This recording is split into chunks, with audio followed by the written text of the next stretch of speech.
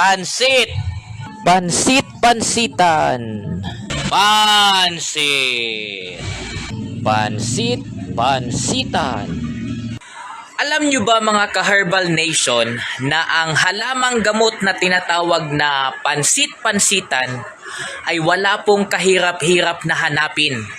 Matatagpuan nyo po ito sa kanal, sa gilid ng kanal tapos sa paso or sa area na medyo basa.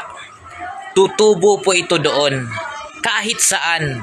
Pero ang herbal na ito ay sobrang epektibo.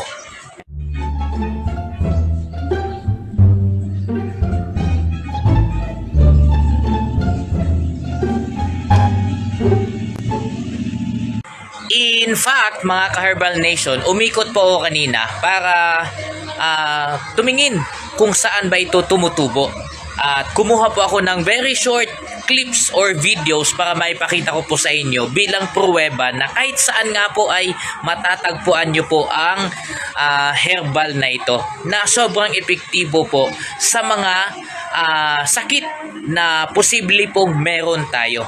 Kung ano man ang mga sakit na ito at kung paano man ito gagamutin gamit ang pansit-pansitan, syempre ipapakita ko po sa inyo sa video na ito. Okay po?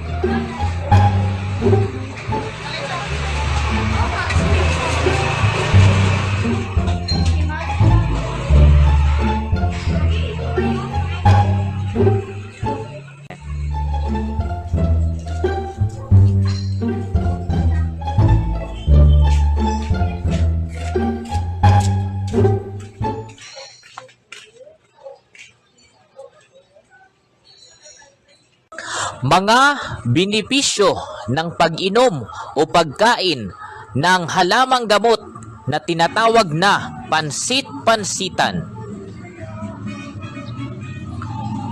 Una, nakakatunaw po ito ng kidney stones. Kapag kunwari tayo po ay mahilig sa mga maalat, mamantika, mga matatabang pagkain, mga soft drinks, kasi ang sarap. Mahilig din tayong kumain ng mga hindi masyadong luto na pagkain. Eventually, yung kidney po natin ay magkakaroon ng bato. Para po matunaw ito at maiwasan po natin ang komplikasyon sa kidney, pwede po tayong kumain or uminom, gawin po nating tea ang pansit-pansitan.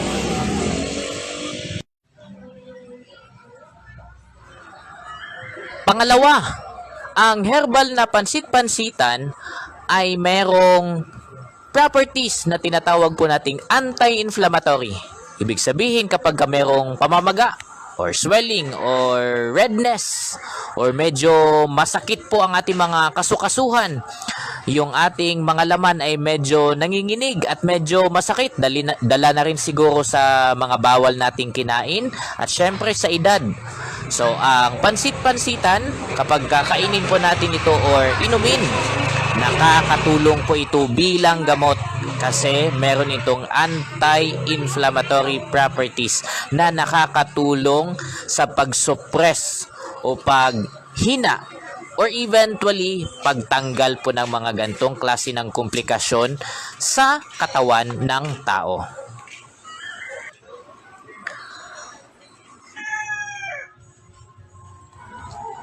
Pangatlo, ang pansit-pansitan din ay merong analgesic properties. Ibig sabihin, mabisang gamot din siya kapag ang isang tao ay nilalagnat or may masamang nararamdaman na parang tila ba ay nilalagnat po siya. Lalo na kapag sa panahong ito na uso ang dengue. Kapag humina po ang resistensya ng isang tao, posible pong napasukan ito ng virus. At most likely, ang may pinaka mabigat na may dala ng virus ngayon ay ang mga lamok. Lalo na ang sakit na dengue.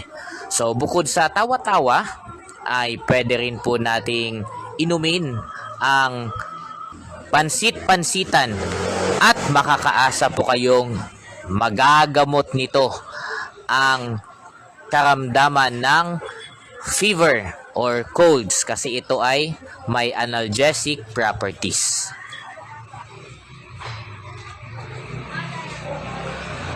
Pang-apat na kaya pong gamutin nitong pansit-pansitan mga ka-Herbal Nation ay ang sakit na gout.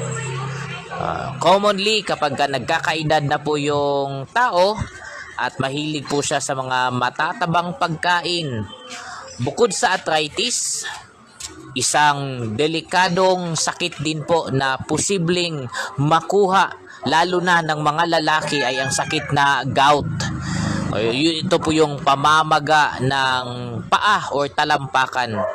So usually ito ay tinatawag na gout at talagang masakit po ito hanggang laman, hanggang buto. Talagang hindi ka naman mapaparelisa pero talagang mahihirapan kang gumalaw lalo na maglakad. So ang gagawin po natin, pwede pong ihalo sa pagkain mga kavertusyo, parang ihalo nyo sa pansit, no? Yung pansit-pansitan. O di kaya gumawa kayo ng tea. Pansit-pansitan tea at inumin nyo po yun 3 times a day. 3 times a day po. At maaasahan po ninyo na pagkatapos po ng 2 linggo ay magkakaroon po ng pagbabago, effectiveness na dulot ng pansit-pansitan sa mga merong gout po dyan.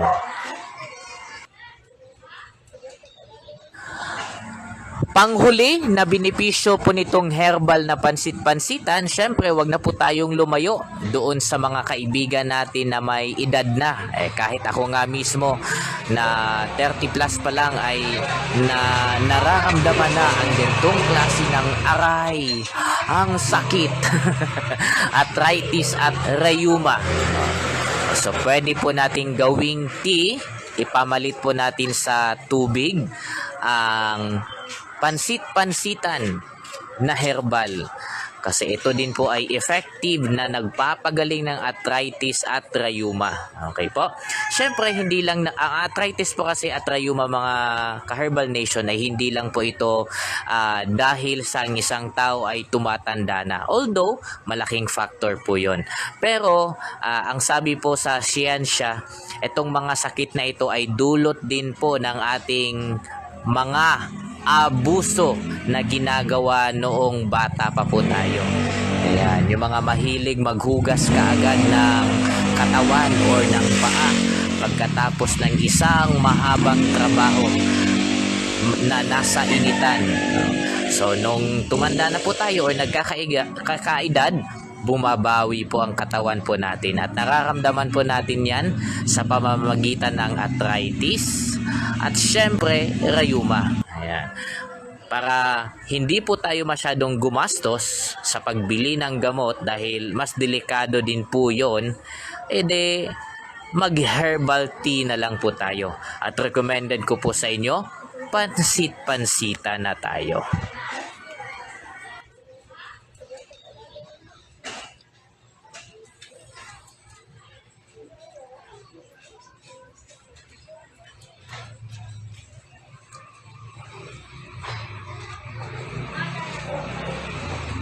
So, ano pang hinihintay ninyo mga ka-Herbal Nation kung kayo din po ay isa sa mga nagkaroon or meron man kayong karamdaman na katulad ng sinabi ko po sa videong ito, humanap na po kayo ng pansit-pansitan. At disclaimer lang po mga Herbal Nation ha, disclaimer lang po. Ito ay halamang gamot, herbal, pwedeng kainin, pwedeng inumin. Wala po itong side effects. Okay po? Disclaimer lang. No side effects po ito kasi ito po ay herbal. Ito po ay provided sa atin mismo ng natural na pagtubo or ng nature po. Okay po? So wala pong problema kapag kakainin natin ito or inumin natin ito. Fortunately, ito nga po ay very effective na halamang gamot na nakakagamot ng kahit malubhang karamdaman or kahit na delikadong sakit. Okay po? So, humanap na rin kayo ng pansit-pansitan. At sabi ko nga po sa inyo,